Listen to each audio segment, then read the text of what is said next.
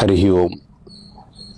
ఈరోజు మనందరం రాబోయే శరన్నవరాత్రుల్లో ప్రత్యేకించి కాకినాడ వేదికగా అందులో శ్రీపీఠం అమ్మవారి యొక్క దివ్య సన్నిధి అత్యంత ఆధ్యాత్మిక శోభతో అమ్మవారి యొక్క ప్రాంగణం రూపుదిద్దుకుంది.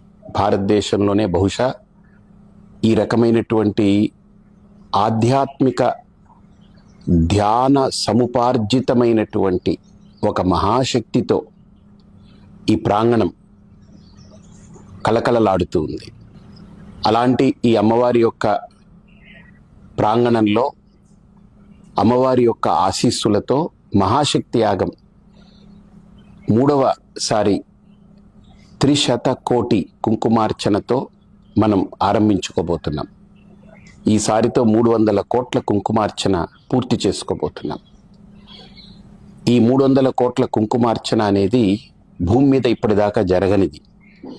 కానీ మన దివ్య సంకల్పం అమ్మవారి ఆశీస్సులతో 1000 కోట్ల కుంకుమార్చన చేసుకోవాలనేటువంటి మహత్తరమైనటువంటి సంకల్పం.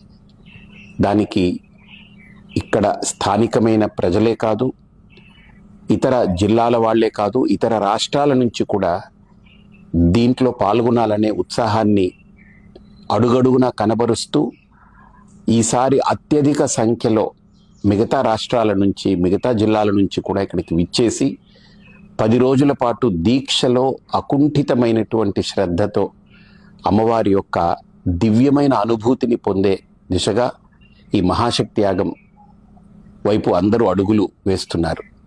కాబట్టి తప్పకుండా ప్రతి ఒక్కరికి శ్రీపీఠం ఆహ్వానం పలుకుతుంది.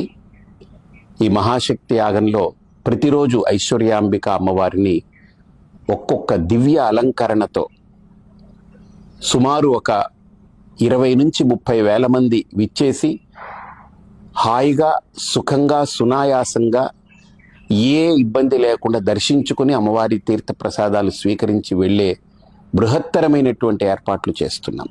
కాబట్టి ప్రతి ఒక్కరూ ఈ దేవీ నవరాత్రుల్లో మహాశక్తి యాగంలో పాల్గొనే వాళ్ళందరూ పాల్గొంటారు.